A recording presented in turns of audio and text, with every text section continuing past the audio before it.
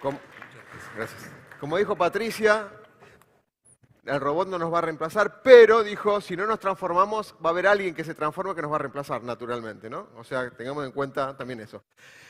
Bien, haciendo un poquito de tiempo, yo me quedé pensando en tres preguntas antes de presentar al próximo orador.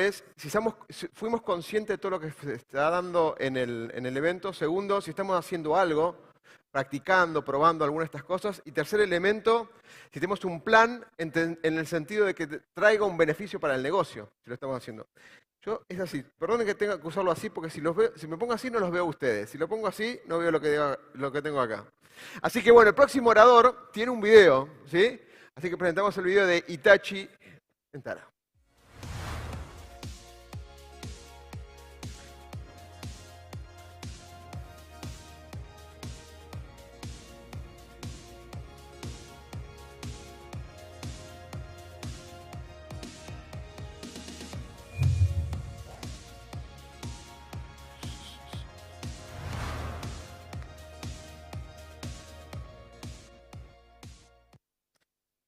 Súper, excelente.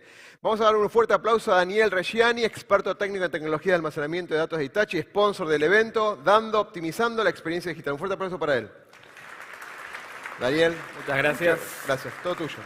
Muchísimas gracias, buenos días a todos. Y muchas gracias por el espacio que nos brinda Sirio en este lugar. La verdad que la charla anterior me vino bien, porque yo pensaba hablar de los clientes. Así que vamos a hablar mucho de los clientes. Principalmente porque el origen de esta charla tiene que ver un poco como las empresas que generamos infraestructura, nos basamos mucho en las innovaciones que trae la propia transformación digital, es decir, la tecnología aplica inteligencia artificial y machine learning desde hace bastante tiempo para generar mejores productos, pero esas innovaciones que tienen un ciclo, digamos, de maduración, esas innovaciones en general son filtradas por los clientes, por ustedes, por los usuarios. O sea, para que eso tenga valor, en el fondo, tiene que tener una aceptación del lado del usuario, tiene que tener un valor. No es que todo lo que creamos es maravilloso, sino que además tiene que tener un valor para ustedes. Entonces vamos a tratar de hablar un poco de cómo la industria se mueve creando innovaciones, ¿sí? Cómo son los ciclos de esas innovaciones, pero además cómo los clientes ven esas innovaciones y las filtran de acuerdo a cómo ellos entienden que tienen valor para ellos. Y creando una simbiosis entre esos dos mundos, ¿cómo sería la hoja de ruta que nosotros como creadores de tecnología seguimos para crear nuestros propios elementos, digamos, de negocio? Entonces,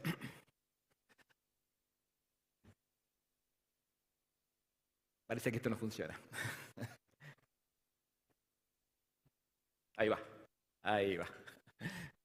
Bien, entonces yo para comenzar, digamos, a ponernos en contexto, me voy a basar en este gráfico de Gartner que es muy conocido, digamos. O sea, Gartner lo hace todos los años, esto se llama Hype Cycle, y de alguna forma esto muestra cómo evolucionan las innovaciones en la tecnología. De hecho, Gartner hace como 90 reportes de estos para todas las industrias. Este en particular es para las tecnologías que tienen que ver con la información, de TI. Y este gráfico, digamos que muestra así como una curva ascendente que luego se atenúa, mete adentro, digamos, en 5 espacios bien definidos, digamos, todo lo que se crea en las incubadoras de ideas, en las universidades, en las empresas, como ideas de innovación. Digamos, lo que ven acá, en el primer cuadrante o en la primera parte del gráfico que se llama el disparador de innovaciones, son todas innovaciones que tienen distintos ciclos de vida, ¿sí? Por eso tienen distintos colores, digamos. Se pueden dar digamos, en 1 año, en 5 años, en 10 años, pero como verán están todas amontonadas ahí en el primer cuadrante.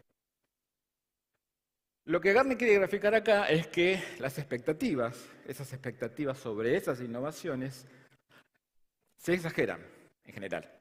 En general ocurre que alcanzan un pico máximo, donde dice pico de innovaciones o de expectativas infladas, así lo llama Gartner, en donde, digamos, la industria cree que puede dar su máximo valor. La industria. ¿Está bien? Lo que ocurre después y eso generalmente ocurre también con otras industrias, es que las innovaciones comienzan a caer en una especie de descreimiento, ¿sí? O sea, cuando empiezan a transformarse en algo que son un producto, una solución, una característica, uno comienza a ver la realidad, bajarlo a tierra, decimos nosotros, y cae en algo que se llama el valle de la desilusión, que es esa curva que baja. ¿Sí? Del valle de la desilusión luego comienzan a repensarse esas ideas y comienzan a caminar la rampa de la iluminación, son nombres raros que le pone Gartner, para finalmente estabilizarse en lo que se llama la meseta de la productividad. Como verán, la mayoría de las innovaciones están en este lado. De aquel lado todavía no hay nada. ¿Sí?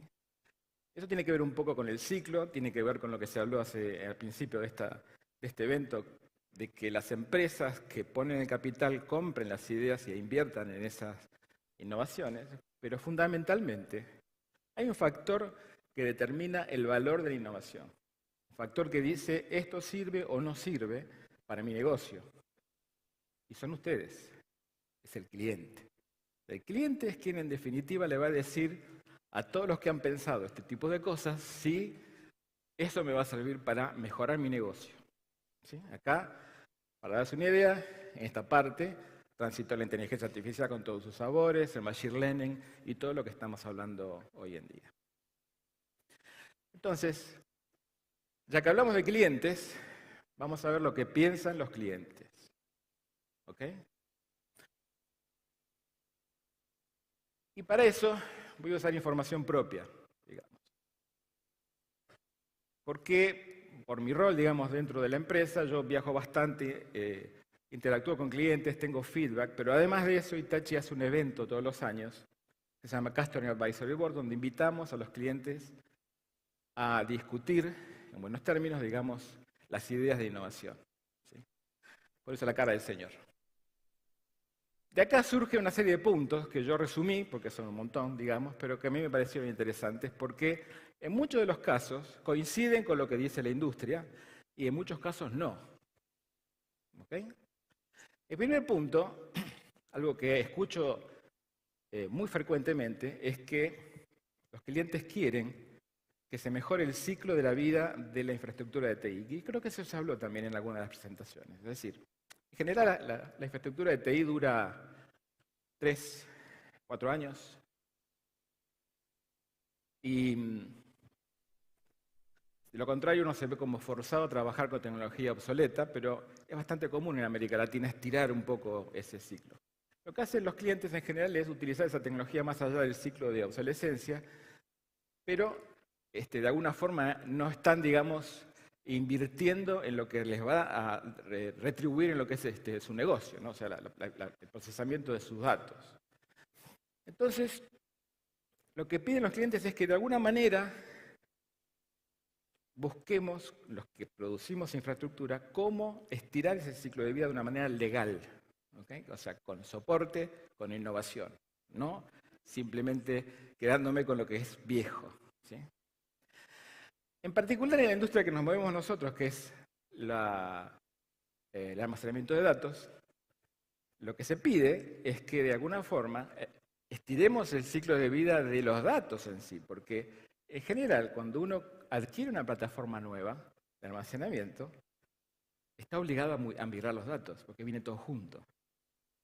Con lo cual, es bueno pensar en que se pueda desacoplar la parte de procesamiento de los datos de la parte de almacenamiento para que la parte de almacenamiento persista y se reemplace solamente o se actualice la parte de procesamiento. Eso les evitaría un ciclo de migración de datos que es importantísimo. El segundo punto muy importante que tiene que ver mucho con la transformación digital es maximizar la resiliencia, que también lo hemos visto en las presentaciones anteriores. Hoy en día, la transformación digital nos ha hecho dependientes del dato para poder lograr resultados económicos, monetizar, y eso necesita 7 por 24 por 365. Con lo cual, el 99.9999%, los 6,9 famosos, que es una regla del mercado, en algunos casos ya no alcanza. ¿Sí? ¿Por qué digo esto? Porque en general, digamos conceptualmente, para explicarlo un poco mejor, digamos, los 6/9 es una arquitectura redundante simple. Dos elementos iguales que dan un servicio, si uno se rompe, el otro toma el servicio. ¿Está bien? Eso es un 6/9. Eso es lo que los clientes piden que estiremos un poco más, que busquemos la manera de lograr mayor resiliencia dentro de cada sitio o lograr resiliencia entre dos sitios o automatizar el proceso para que la migración de un sitio al otro sea transparente para el usuario. Otro punto importante es aplicar inteligencia artificial para el aprovisionamiento y desmantelamiento inteligente de los recursos de procesamiento. Esto también tiene que ver con los modelos actuales estándar, digamos, de infraestructura, como es la nube híbrida, ¿sí? En donde, de alguna forma, la asignación de recursos tiene que hacerse en función de las necesidades de la aplicación. En lugar de sentar a una persona a tomar las decisiones, sino que la inteligencia artificial, apretando un botón mágico para crear una granja de virtualización, por ejemplo, busque los recursos, los asigne y eventualmente cuando eso se deje de usar, los desasigne. Protección de datos inteligente. Esto tiene mucho que ver con la ciberresiliencia. En realidad no tenía que ver, ahora sí tiene que ver. ¿Qué ocurre acá? La criticidad de las aplicaciones ha hecho que, las que mantienen, digamos, a la empresa viva, ha hecho que los clientes busquen una estrategia diferenciada de protección de datos. ¿Sí? ¿A qué me refiero con esto? Las aplicaciones críticas se protegen de una manera distinta que las aplicaciones que no son críticas. Me refiero a backup, a respaldos. O sea, lo que se busca es proteger el dato lo más cercano posible al momento en que se crea, al momento en que se modifica. De esa manera, las ventanas para volver a un estado operativo son más o menores de procesamiento. Eso se hace generalmente con medios de almacenamiento más rápidos. Y casi todos los que fabricamos tecnología de almacenamiento de datos tenemos nuestra estrategia de protección de datos dentro del equipo. ¿Sí? Snapshot, básicamente. Pero ¿qué ha ocurrido ahora? Con la proliferación de los ciberataques, además, esa capa de protección de datos inteligente tiene que ser una capa más dentro de la estrategia de protección contra el ciberataque. ¿Sí? O sea, si el ataque pasó y llegó al almacenamiento, tiene que tener algún mecanismo para poder volver inmutable esas copias de protección. ¿Okay? O detectar que están siendo encriptadas.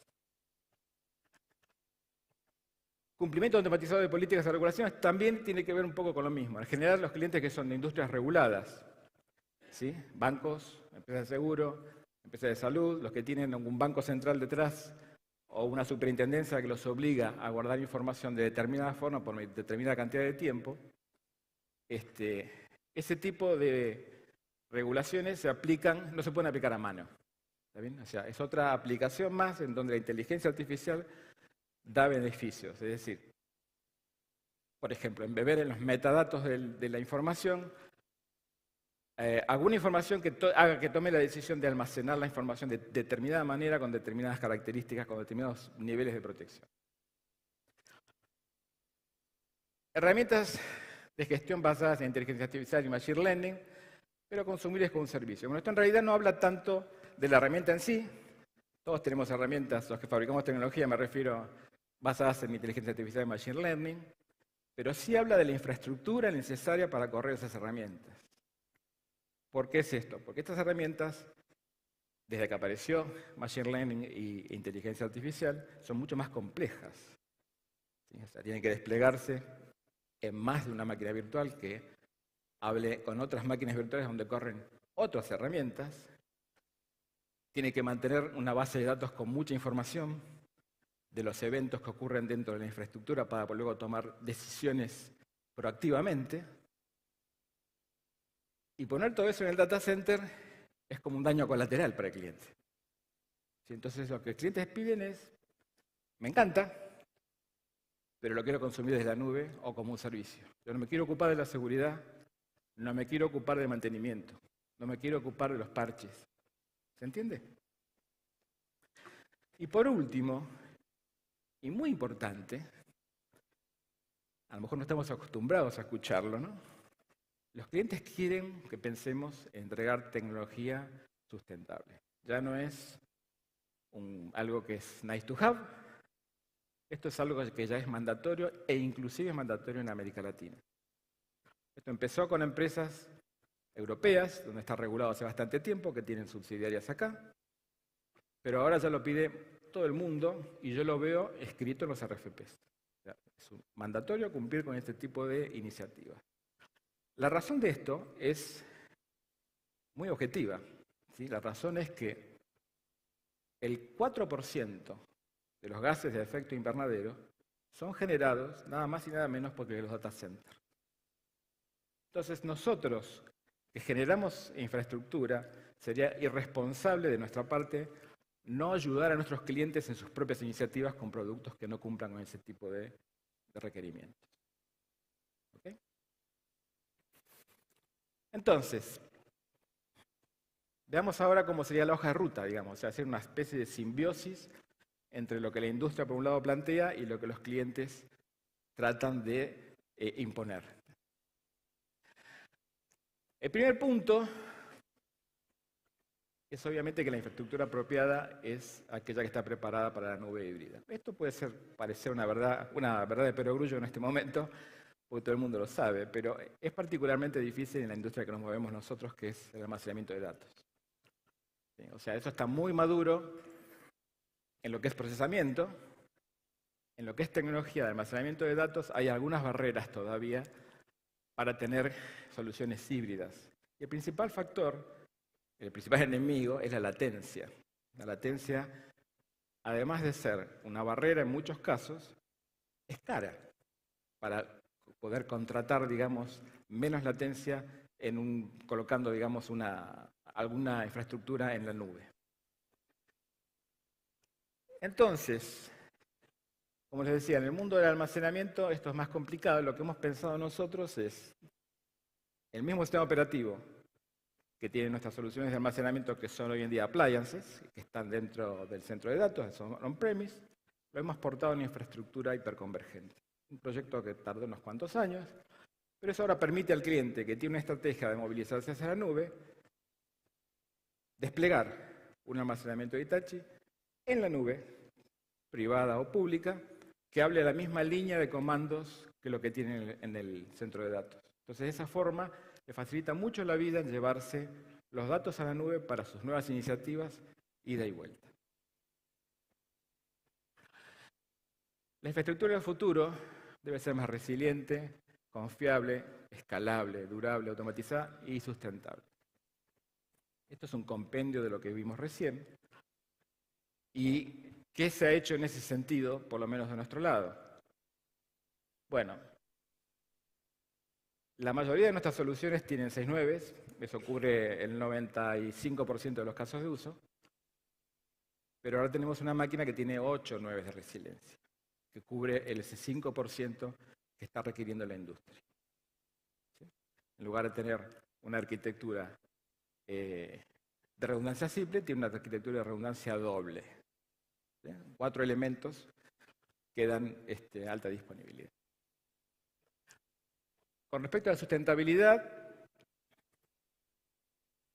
bueno, hay todo un plan del lado de Hitachi, nuestra empresa madre, la japonesa, en donde se piensa reducir la huella de carbono en todas sus instalaciones para el año 2030 y trasladar eso a la cadena de distribución para el año 2050. O sea, dejar de tener generación de gases de efecto invernadero en toda la cadena de distribución.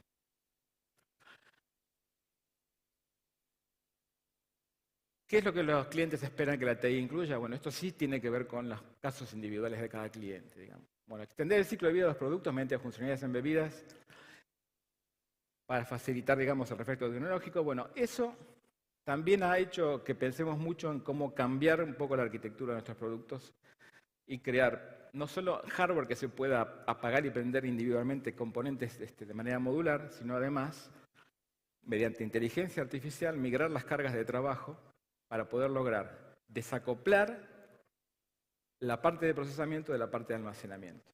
Es decir, hoy en día nuestras soluciones de almacenamiento permiten actualizar las controladoras y mantener los datos, perdón, mantener los datos. Eso, de alguna forma, ayuda al cliente a que se ahorre un ciclo de migración. ¿Sí?